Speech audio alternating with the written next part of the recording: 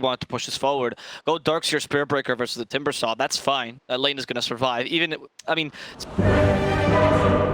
that's the constant whirling death harassment, and then run an aggro try with the Luna, or aggro duel, sorry, with the Luna. Hell, actually even leave Darkseer alone against the Doom ideally, or against the Timber Saw, and then run an aggro try and really cancel the Doom as well. If you're concerned about Doom being able to destroy your Darkseer, could be an option. That's again, that's the concern. I think Viking, or rather ASM.GMB, as well as with this lineup, I don't think they really have themselves a good lineup, like or a good mid laner to like delay the game. Whereas Boom could try and do that, but the issue for Viking is that if you're delaying the game, what are you going to delay it for? What's that next item on your carry Doom, right?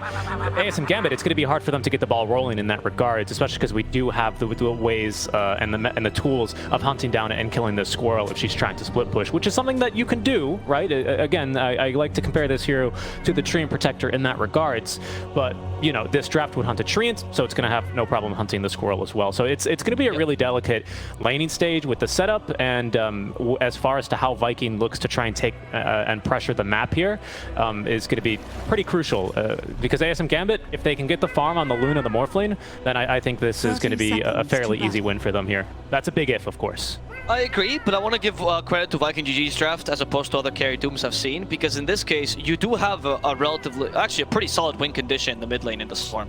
A lot of the Doom drafts I've seen with another tempo controller in the mid lane, and then you have a bunch of tempo and nobody to play around except for your Doom sometimes, and that just feels weak. Whereas here, if the Doom creates space, he might actually just be able to create that space for Boom, and Boom can carry the game for you. With a good core-to-core matchup against the Morphling, struggles a bit against the Luna, but certainly can burst out the Morphling, and even more carry potential now with 2x overload attack bounce, if you want to go into the late game, of course, the Storm. It is an idea. I mean, theoretically, I like the Viking GG draft. I just haven't seen the carry Doom work yet. Yeah, I like it as well. I want to be clear. I agree with everything you've said. I just think it's going to be a little hard for them to do this game because it's a lot of your lanes, well, undercut the timings here and play the tempo game versus this ASM.GMB lineup. Should be exciting, though. It's going to be an exciting match. At least for Viking GG, they're going to be conditioned to fight constantly, so we'll see. In the end, they end up running normal lanes, by the way, so the Darkseer might struggle a bit. We'll see, though, because, you know, you have a Spirit Breaker with you, so you might still be able to pull this off. But what is certain is that this combo of Hoodwink plus Luna should be quite strong against the Timber. Luna was the quintessential Timber counter in the Animajor. Huge win rate against this hero, at least, especially in the lane, and also worked with the draft that they have, because they try to draft this Luna with a Morphling every single time anyway. We'll see here how it's going to get started. Of course, Seer with Arctic Burn now doing a great deal of damage to Immersion, who started off already with the brown boots, just going straight into these Tranquils. This is, again, not that weak of a lane, though. I mean, it's a very strong lane, of course, Doom and Wyvern being two of the more annoying heroes, and especially so when it's in the safe lane. Deny it from Afterlife, though, hitting that with the Karate Chop, nearly getting a second. Yeah. But, yeah, I mean, well, I'd be curious because I think like, well, here's Immersion already, creep skipping, so this is exactly what he needs to be doing here. The lane is just a little bit too difficult in these early levels. You can play very uber aggressively, definitely with this dual lane, but not until you get level 3 and then 2 points in Ion Shell, rather. How do you stop this from happening, right, though? How do you stop this creep cutting? Because as Doom and as Wyvern, I don't feel like there's much you can do. You can try to connect your wave with theirs, for example, or you can try to connect like a camp, right? But Immersion's also blocking that from happening. Very smart blocks here, blocking that small camp, so you can't really contest that. And Doom and Winter Wyvern just do nothing against this. We talked about this earlier in another match, remember? Where we were saying that like these supports, the Winter Wyvern, for example, support, had actually risen in prominence because of this more creative ways to stop these creep cuttings by taking over the creeps or by you know, combining both lanes, etc. But much like those ways were creative to get the creep cutting to stop, now there's more creative ways to stop those creative ways from happening as the meta evolves as a layered cake, as a tres leches cake. Oh, a tres leches. This is the third milk of the leches. I like it, and I'll tell you what, the alternative here, the flan to the tres leches after you pass it off, is Celery actually rotating on over to the mid lane and at least helping Boom. I think he kind of recognizes this, Sabo, this point you're making was, I can't really stop this pull. Immersion at the end of the day is just too darn tanky. With brown boots, if he gets another bash here after the charge, he might just kill him here, to be honest. Just needs the one bash. Celery gonna try and get himself denied. That's not gonna work out here. Immersion with boots is plenty fast, and there's the bash for the first blood here. Nicely done. But I think going mid lane and at least denying the first water rune here for Morphling is going to help him out here quite a bit. Because Boom being able to secure his, not having to fight the Morphling, doesn't have to sacrifice his farm, doesn't have to put himself in a dangerous position and continue farming away at these side camps to make sure that he's going to be able to have as an explosive start as possible.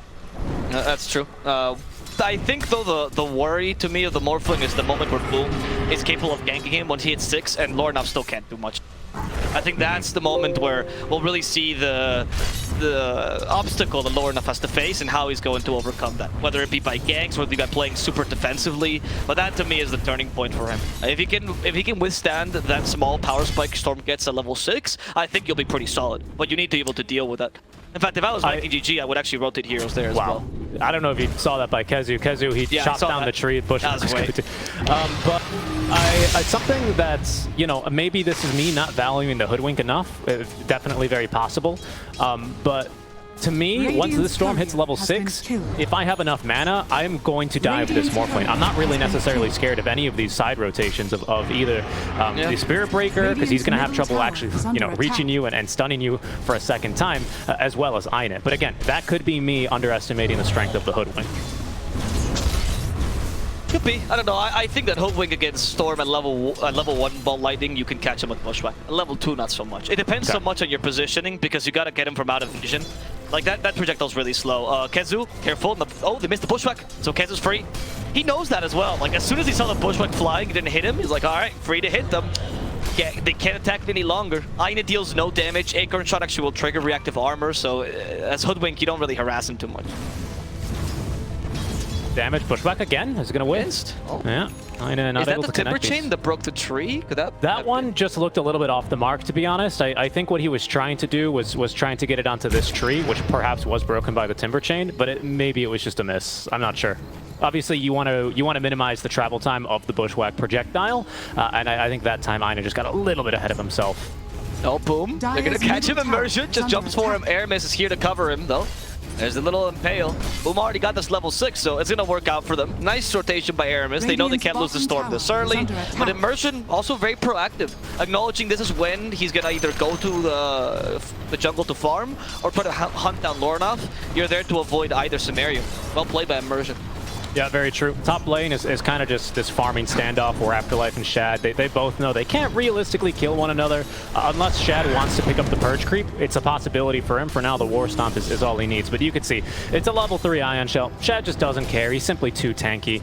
The fact, though, that you're right, that we did have the Spirit Breaker kind of just annoying the Storm in the jungle. Not only will slow his farm, but also made it a little bit easier down bottom to threaten Kezu. Nice Impale here off from Lornov, who will morph into the Cockroach. An extra bash from Immersion will secure the kill. Adaptive strike there. It's going to net Aramis, or rather Lornov, an extra 180 gold.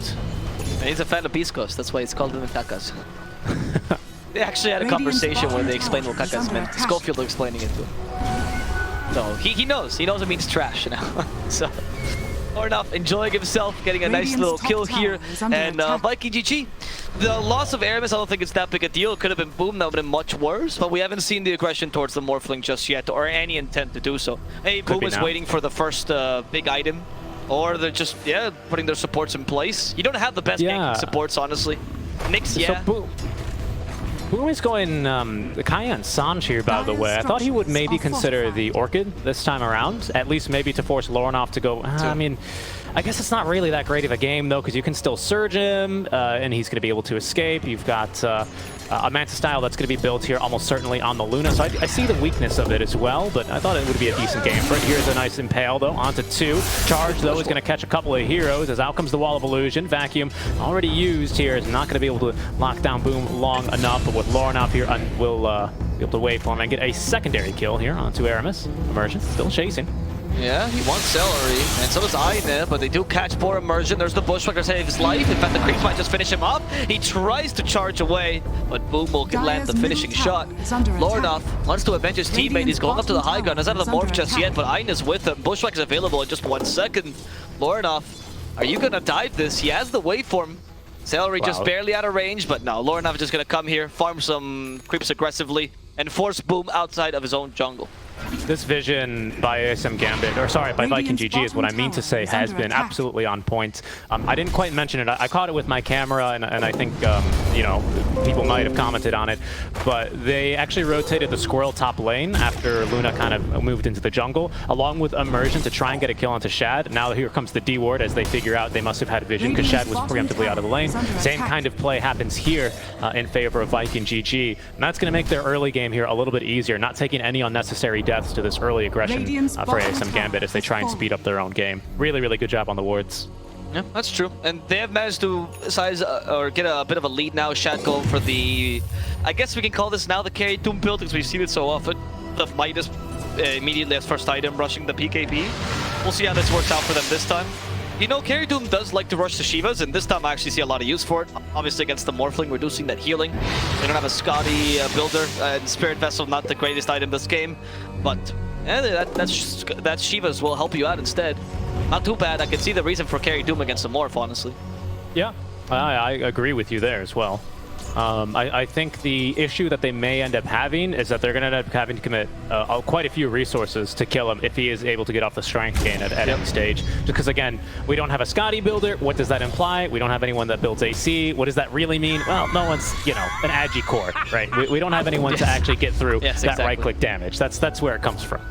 And you know, your burst damage is mainly the Timber Saw, which is fine, at least in the earlier levels, but later will fall off. But of course, we just said it, Viking.GG is trying to play the Temple. So we'll see how that works out. I think Gambit has taken good advantage of the Spirit Breaker. They continue to do so, and they go for Celery, dooming immediately the Darkseer. In fact, Celery saved himself with a Cold Embrace, and there's the counteration by Viking.GG. They're going to finish off Afterlife, going for Immersion next. They don't want the squirrel, they want the cow, and they're going to get some beef here as they're trying to find out Aine. Let's see if Aramis can catch up to him. The Impale does hit, but unfortunately, there's no follow-up. Nobody believed in Aramis but himself, and he's there alone trying to get the kill on Aine.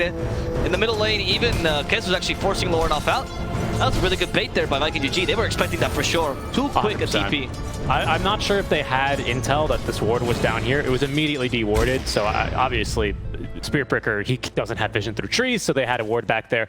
But Viking, they are playing this almost, you know, perfect to a T. Well, I want to say, I have to commend them here. I think they're pacing the way that they just know when these heroes are missing off the map, that naturally they're going to try and make a play for the Doom. It's just all looking real good again. There's another miss out from the Bushwhack here. They will connect the stun from Immersion, but they won't be able to kill Kezu. I will agree that they're playing very well, but I think Gambit has been able to catch him, especially in the early engagements, decently as well. And Viking.GG hasn't been able to stop them more from farming either. Like, he's only 1k behind it, or 1.5k behind the Doom with Midas. I think that's pretty solid, honestly, as a Morphling, especially in the early game. So, you know, credit where credit is due for Gambit as well. And they themselves, I don't think, are too rushed to get kills either. Like, yes, they could early. They wanted to surprise the enemy team, but now you're more looking to get map control, force fights that are beneficial to you, and not let Viking.GG take any unnecessary kills. Yep. That's the case. Yeah. So that's the only reason I really like that counterplay stop. Now, I think the smoke may have been scouted. There's a deep ward in the jungle. Shad, again, he's just not really the target you want to go for. 1600 HP. It's going to be hard to burst through that, especially with a tier 1 tower available that the enemies can TP to. A small amount of armor from the Soul Ring plus Face Boots honestly matters a fair amount here, where you're trying to just finish him off. Middle lane, they could try to go for Boom, but this is impossible. You're not catching the Storm with a charge. So, yeah, they have to desist. And Viking.GG, I mean, they keep control over their part of the map. They haven't let them take the enemy tower. They've taken the tier 1 bottom with the strength of the Timber Saw. They're going to be playing around the mid-game power spike more so than the early-game power spike they might have. And Timber Saw is well suited to this as well. Now with a new level 15 talent, pretty big deal. Yeah, you're totally right. And by the way, I've thought about it a bit more, and I think Boom is absolutely making the right call here, going for the Kaya and Sanj. I even spoke about how, we both spoke about how this Boom Storm Spirit is going to be a win condition, right? The Orchid is very much an item for a utility mid laner, right? To get these early kills doesn't really help you scale too much because, of course, all you need is a Dispel or a BKB, and it feels very weak. Whereas the Kaya and Sanj is going to continue to scale into the late game and give you a good amount of damage still in the early game. So I think this is definitely the right call, if that is going to be their game plan, of course. Yeah, I agree as well. I feel like this also gives you much more versatility in terms of your plays. You don't need to just catch out the Morphling immediately as soon as you get it. Aramis actually going on Morph against them. They do it immediately. Vacuum wall replica though. And Jones for the Morphling, but Lornoff did manage to get Activate Shift off. Thanks to the surge, as we mentioned earlier, he can get away. Shad might want to consider going for the Purge relatively early, as opposed to that War Stomp. Because getting rid of the surge is crucial if you want to get these kills. Yeah, I'd agree. It's of course, the Enchantress is the hardest counter to Darkseer, mostly because she carries that aggressive or offensive Dispel. Being able to eat one on Doom is not that bad of an idea, especially because, of course, if you can cast it onto Spirit Breaker, you also do actually remove a bit of his damage. Onto Aine, it's got a lot of value here for the Scurry. So yeah, a couple of other things that's it's definitely useful for.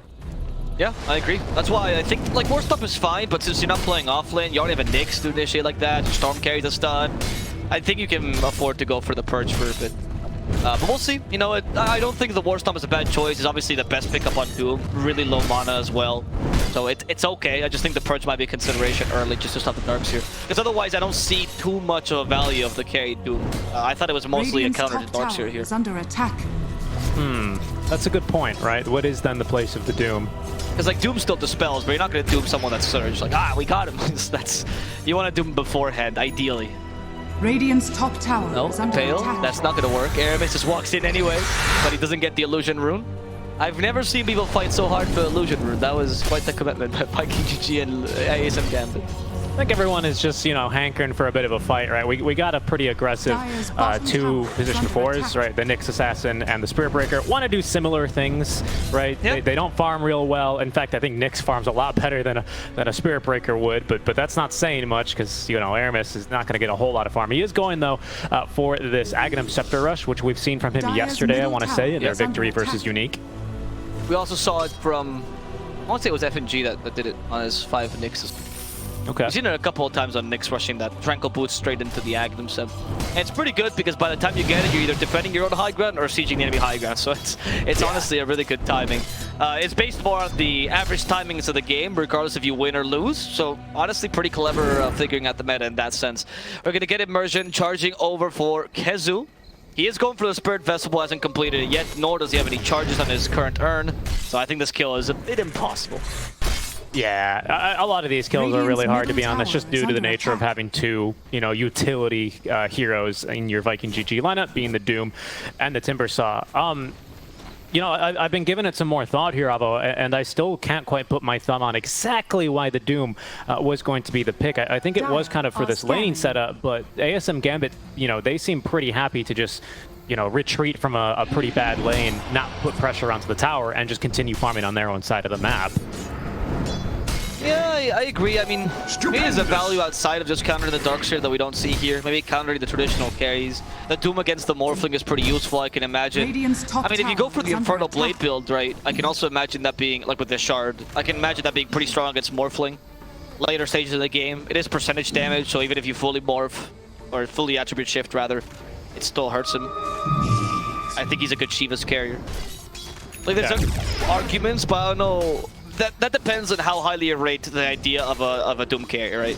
Because if you rate him really low, these arguments aren't strong enough. But if you rate him, if you think he's kind of viable, then these arguments become kind of decent, you know? Kezu just pushing the top tower, of course. He's taking literally no damage from this tier 1, and the wagon doing a lot of the work. Last hit will go on over to him. Down bottom, Shad, maybe in a bit of a rough spot. Activates the BKB, of course, not going to stop the Nether Strike from Immersion, who does have a charge away should he need it. It's a 9-second BKB immediately used by Shad, though. Dooms don't need the longest BKBs, assuming he's going to go for the carry Doom we've always seen, or you just rush in, you activate your tool, we use all your spells, and then you walk out. So I don't think wasting the BKB charge is that big a deal. That said, why?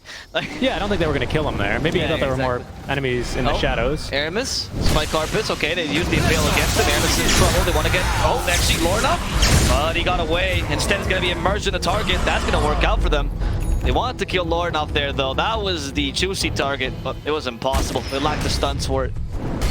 Yep, instead they'll be grilling some stakes here with that kill onto the Spirit Breaker, perhaps even looking for a mid-tier 1 tower now after Kezu's dispatch of the top tower. And again, this was kind of how I thought this game was going to play out. We're going to see a lot of the tier 1 siege pretty early on, if not by the Doom, then here by Kezu quite effectively. And we're just going to look to close off the map here. That's ASM.GMB have to farm, and they do respond in kind though, as Dream's able to secure that tier 1 in the top lane. So that'll open up his area to farm by a little bit, especially with that defensive ward placed down. Kezu meanwhile deciding he needs to take this tower. Somehow he's the only person that can tank this. And honestly, if they find some kills as a result, why not? I don't think Kezu is killable right now. We did mention how slow Gambit's lineup is. You know, the early game is okay, but now the Morphling and Luna need to come online if you want to get any kills, especially if the whole team is hanging behind Kezu. If ASM.GMB want to defend this tower, at the end of the day, they can do whatever they want here. They can throw as many bushwhacks and acorns, but they can't defend it without Luna. Luna is the only threat to Kezu right now, and Luna would much rather be farming at this stage. Morphling just doesn't have the items yet. He is going into this Aghanim Scepter after the Manta style, so he's very much highly valuing the fact that he is, one, not going to be silenced or otherwise impaired, and then looking to get off this bulldoze combo. Is there an aggressive use for this one that you could see this game? Maybe onto the Wyvern? What? An aggressive use for what specifically? For the Morph with the Ags. Wyvern Ags is kind of tempting against a Doom and a Timber Saw especially. Honestly, in some cases against the Storm Spirit, if you wait for him in and you turn into him with Electric Vortex area, that can actually be kind of useful to the late stages of the game. But besides that, no, not really. Those are the only two. I actually think the Storm Spirit's a bit more valuable than Wyvern. Like, yeah, Wyvern could be a thing if you're kind of memeing, but I don't know. I feel like it's really the Spirit Breaker that you want to turn into. I don't know, man. The Elevator's Curse is no joke. Plus, it's attack range. The Arctic Burn, you mean? Yeah, Arctic Burn, thank you. That thing is pretty strong. No, you're right. You're up against a Doom and you're up against Timber Saw, so there's a justification for that this game. No, you're right. You're right. Yeah, that's the only thing. That's the only reason I really see for it, but I think you're right. I think it's for the most part, it'll be defensively. Spirit Breaker, Bulldoze, just get stats and fight. Be that tanky frontliner. Allow Dream to just, you know, bounce off these Moon Glaives versus everyone. And as I think that's already a BKB on the way here for Dream. Yeah, it is. Honestly, there's no Axe bonus, but there's even a case to be made for you turning into the Squirrel with Wink. Double Bushwhack, you know, so you have it in perma-stun pretty much, and then the Acorn Shot takes your damage, right? That's gonna be huge for a Morph. Okay, wait, in the top lane, Kezu is the target. Dream just got stunned. They got him with a Doom here. And that's going to be a dead Dream. Okay, the carry's down. Immersion can't get away either. They're going to get 2 kills for free here. As Boom comes in from the other side of the map, hoping to kill another Squirrel. Can they do so? Aine trying to run away with the Scurry. He's a bit too fast. He got help with the Surge on top of that. Aine will be able to survive, but Afterlife are left behind. Here's Lornap joining the fray. He actually turns to Timber Saw. Kezu will suffer his own better. Somebody's trapped. The tree, he couldn't go in. Kezu now saved by the Cold Embrace. Multiple whirling deaths are not going to kill him. And the Winter's Curse will give Kezu enough space to retreat. Lornap really wanted the kill there, but he's not going to be able to find it. That was the almost perfect sharpshooter here. Aine unfortunately just not connecting on a couple of the spells. Of course, a couple of bushwhacks here and there, but the sharpshooter just barely off the mark, unfortunately, after the self-Eul Scepter. You know, that is a weakness of Eul's, that is a weakness of Cold Embrace, is that it does set you up for skill shots like this sharpshooter. Unfortunately, Aine just missed it. I mean, it wasn't going to be, you know, it wasn't going to be like the big, you know, the be-all, end-all, right? It's not like, you know, you land a sharpshooter and Viking GG's Ancients explode or anything like that, but a kill on Kezu would have been very necessary there. There's Eclipse now, and Kezu in the mid lane. Speaking of him, they actually get the Lucent Beam to cancel him. Eul Scepter is going to stop the charge. Vacuums now back into an Lucent Beam, but the Cold Embrace here to reset the fight, essentially. Onto Lornap they will go. Another sharpshooter being channeled here. Who's it going to be after? A long one. It will be able to snipe Boom. Pops the Essence Ring immediately, but he's going to be a little bit too tanky here. Still chilling on 1100 HP. Yeah, just level 1. Like 550 damage is fair amount, but it's not, you know, it's not going to kill a Storm from the 100 to 0. And what I like there, actually, the Cold Embrace saved Timber, not because of the healing, because Kezu was walking forward, and they calculated the Bushwhack as he was walking forward, and he stopped because of the Cold Embrace. I don't know if that was intentional, or if Celery was just trying to heal him, but stopping him actually saved him from being stunned. Well played, Celery, there. I don't think it was Aine's fault that he missed that Bushwhack, honestly. I think it was a good calculation. Assuming Timber's going to walk back is the most natural course of action there. Timber, who, by the way, is also going for the Kai and Sanj, much like the Storm. The idea is to tank up so much that nobody can burst you down. But we're soon to see that Ags on Lornap they were speaking about. Let's see how this double Spirit Breaker combo works out for them. Yep, closing in on that one. Luna as well.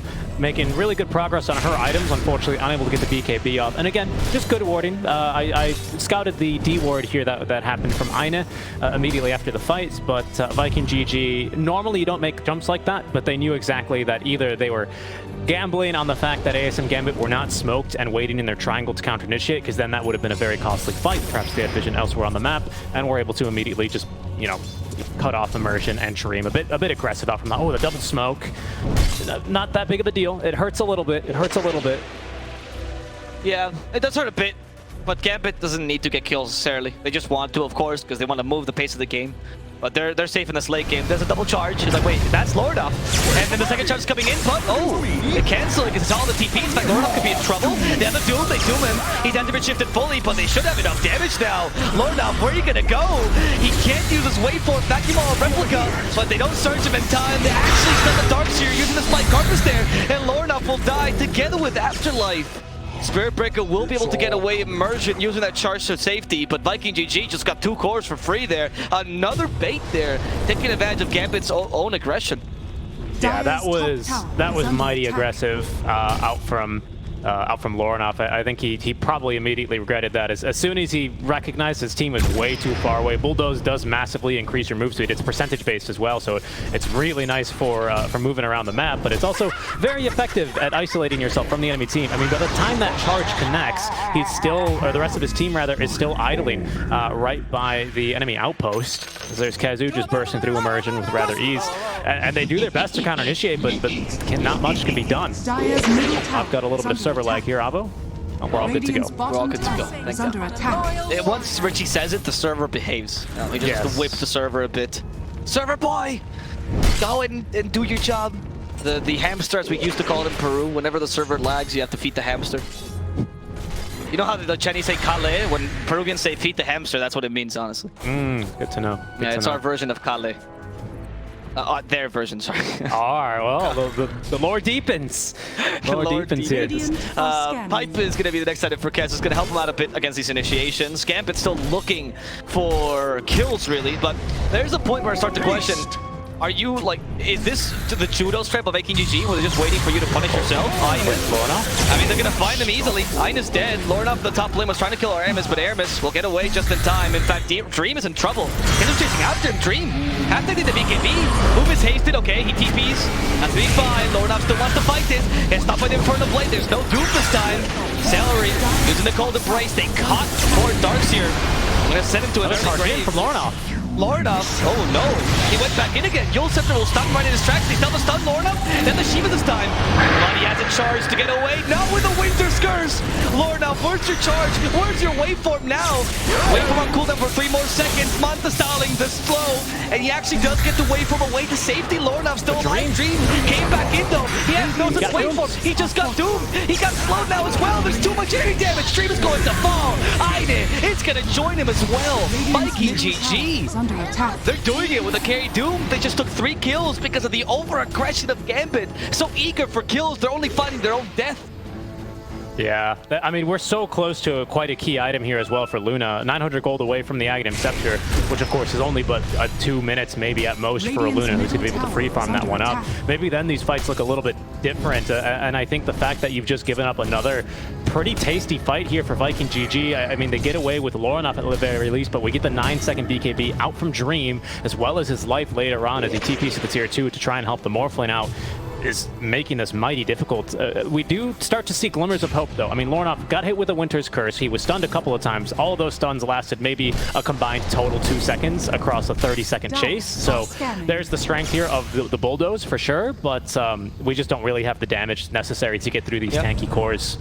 Yeah, that's part of the strat. I mean, that was the constant Kai and Sanj. Now with the Shivas, you have somewhat of a way to deal with Morph. If you just keep perma-stunned, Timber's still in a pretty strong point right now, so they can trust in Kezu's damage. And like we said earlier, I think Boom is a solid win condition. He's been playing as such. He's the main burst they have. That plus the constant Infernal Blade. Shad being able to chase you endlessly. And I honestly feel like Dream hasn't been able to do anything this whole game. Like, Lornoff at least has kill attempts and he gets close to it, but Dream is just killed every single time. Yeah. Like, I could see these plays if they like if they were the ones with a Timber Saw, you know, because Timber is real strong right now. He's got plenty of damage to get through these quite squishy heroes, relatively, especially with the strength heroes, but they just don't. Like, they don't really have damage for these full 5-on-5 decisive engagements.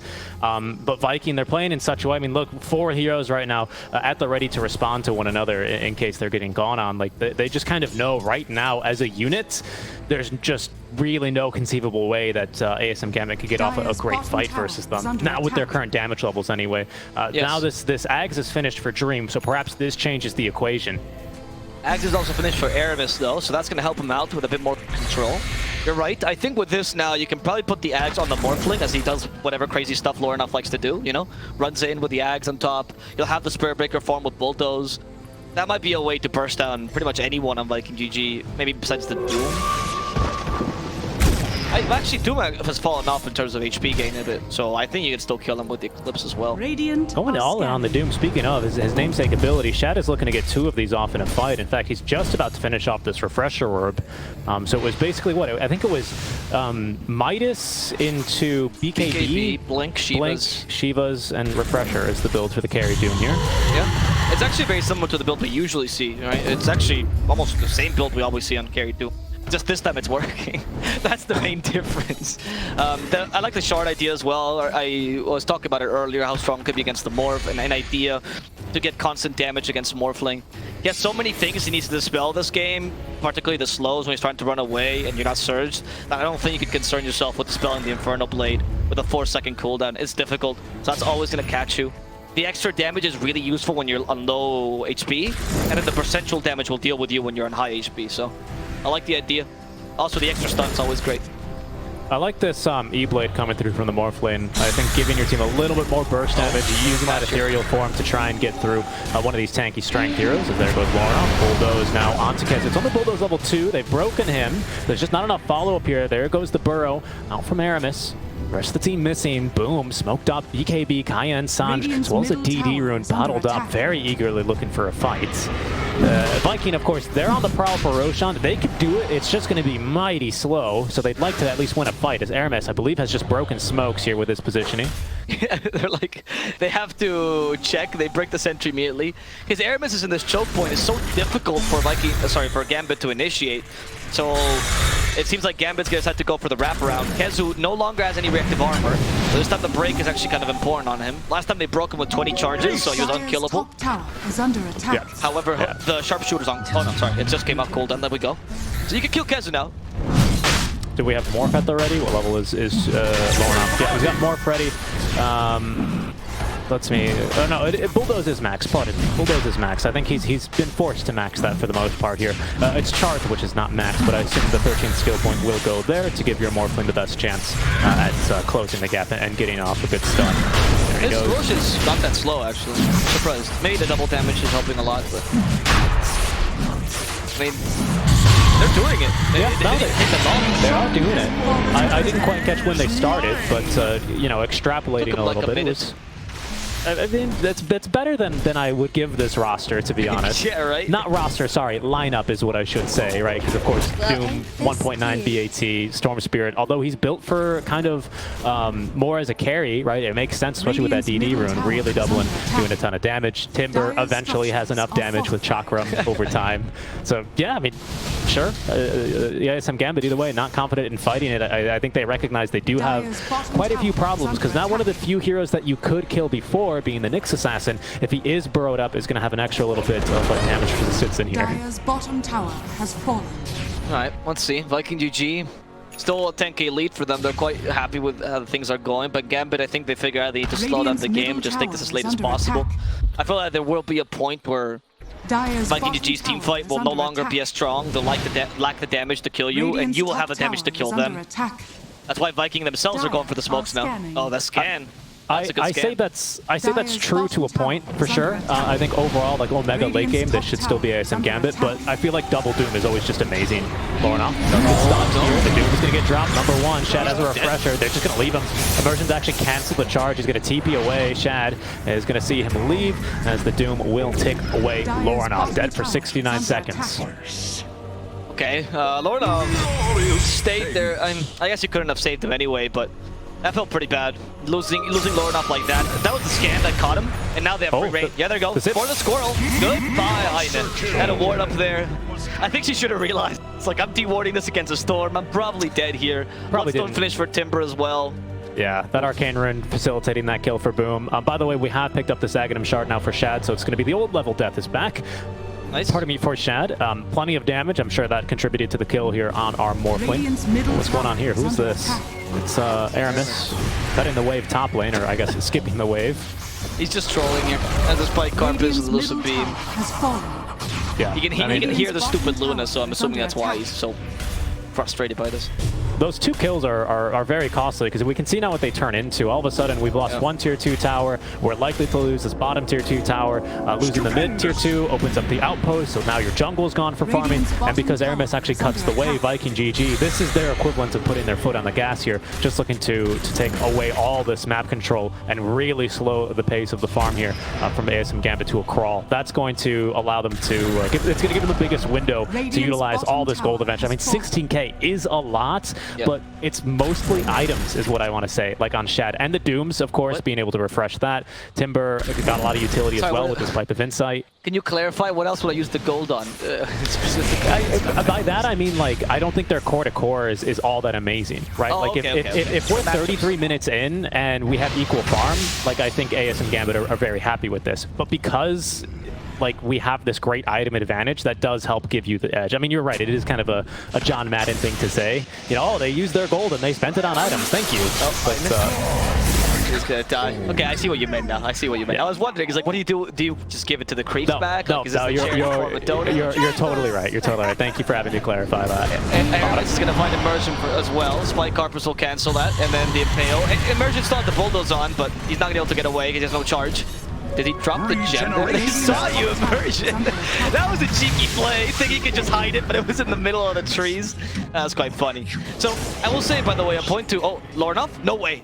Can they kill him in time? They missed the Timber Chain. That's unfortunate. Lornoff will be able to get away. Eclipse now. Punishing Kezu. As a Yule Scepter, still the Bloodstone heal available as well for Kezu. He's not going to die here. The pipe even activated. Lornoff spinning fire. He can't even control it. Oh, he actually broke the tree, so Timber couldn't go to it. But the Doom is here. Boom goes in yet again. And how is he going to get away now? Vacuum Ball Replica. Below now can't wait for him. He's been stunned. He's down for the count.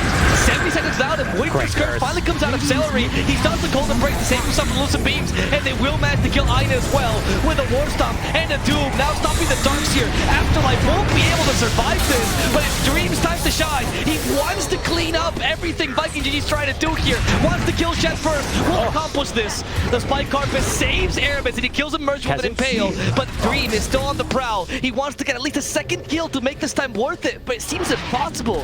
Viking.GG a bit too tanky and certainly too mobile for the Luna to catch up.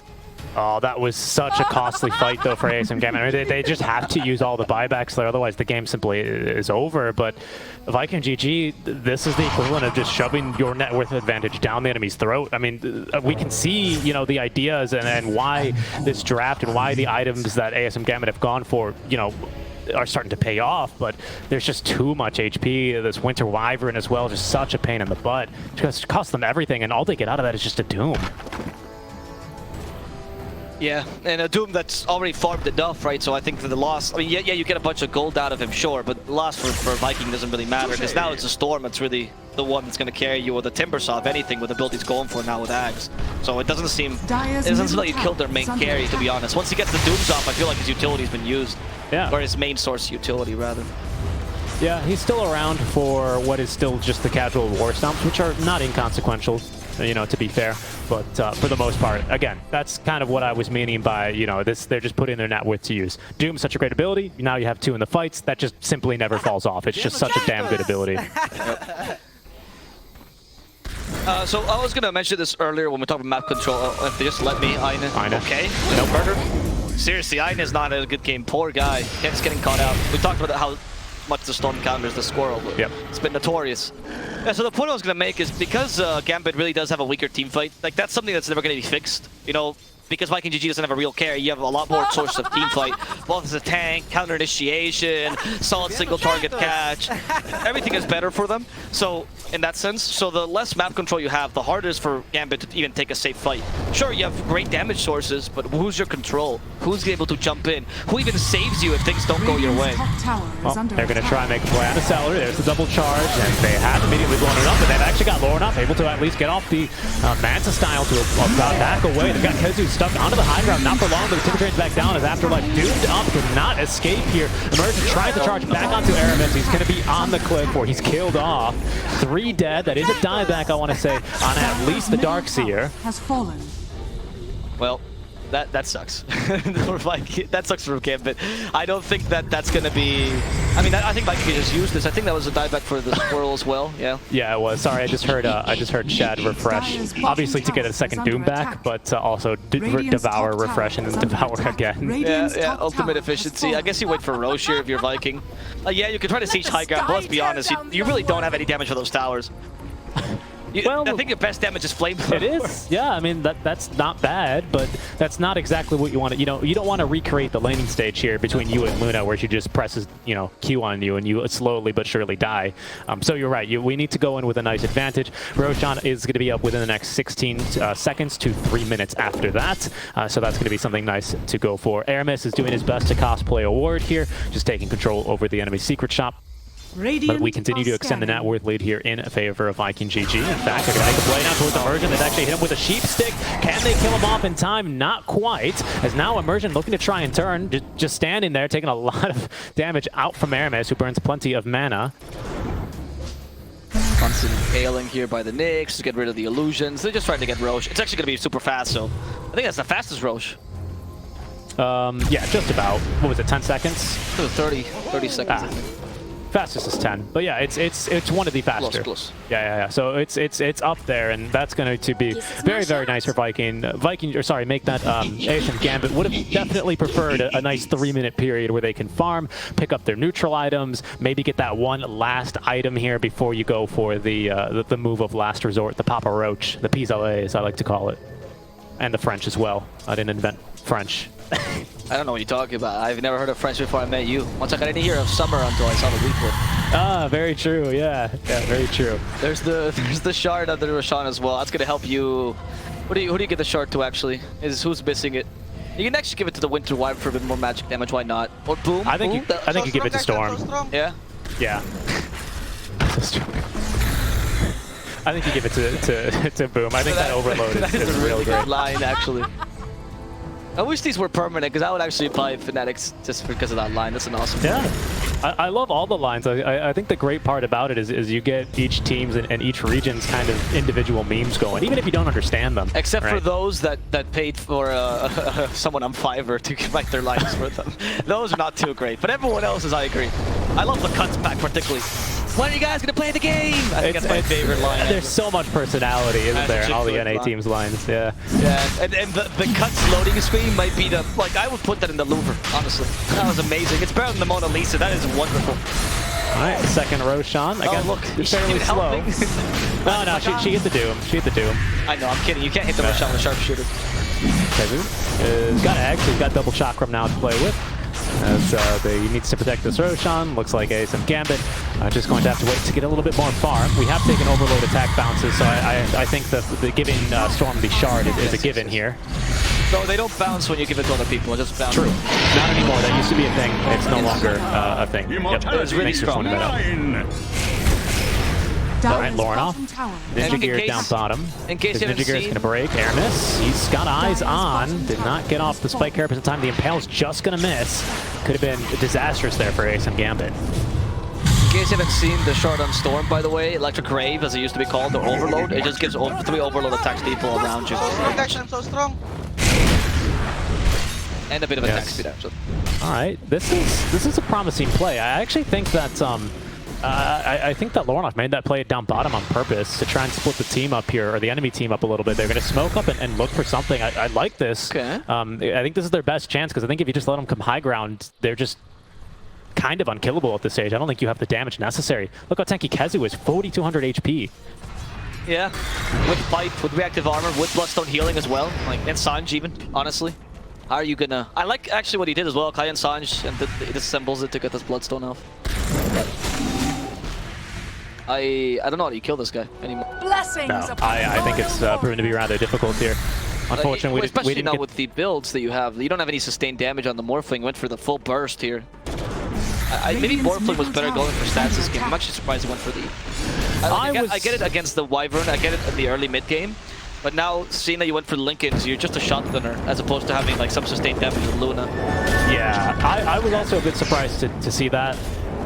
But I thought it at least made sense. I saw the use case scenario for it because we did go for Ags on Luna relatively early, right? Yeah, so I think those two center.